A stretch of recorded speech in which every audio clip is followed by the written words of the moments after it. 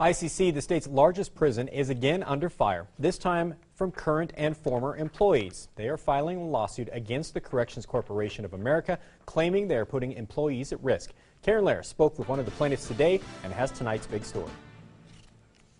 The 14-page complaint covers issues ranging from inadequate safety equipment to extreme procedural hazards. The plaintiffs in the case say the Idaho Correction Center needs to make major improvements to their policies.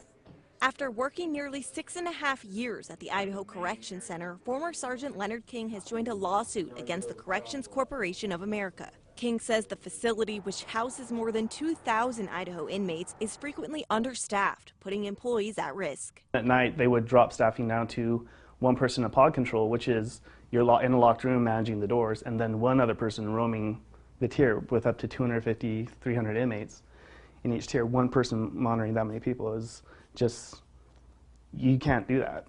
According to King, ICC guards are armed only with cans of pepper spray and radios, and often their means of self-defense are unreliable.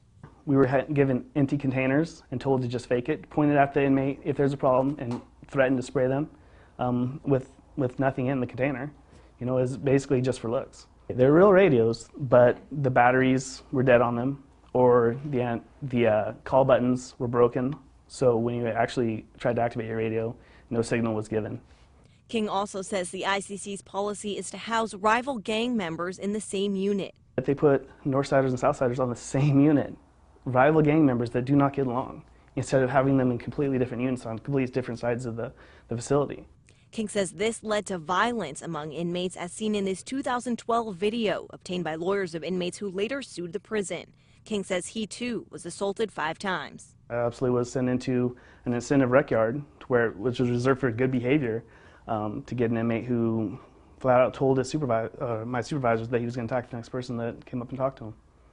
And they sent me out there anyways. So your supervisor had knowledge that that was likely to happen? That's absolutely correct, yes. This assault was the last straw for King. One of my fellow coworkers asked to be on the escort team, and he looked at him and said, "Just wait till the assault happens, then you can respond."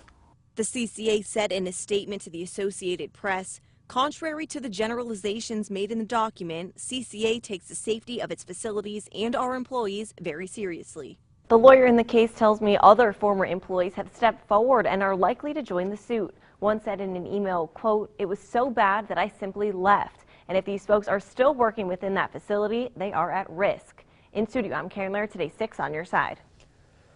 Corrections Corporation of America has been under scrutiny before over the treatment of inmates at Idaho's private prison. In November of 2010, we showed you this video obtained by the Associated Press. It appears to show guards watching while an inmate was beaten unconscious. This past October, CCA announced it will not bid again to run the Idaho Correctional Center. The state plans to take over ICC this June.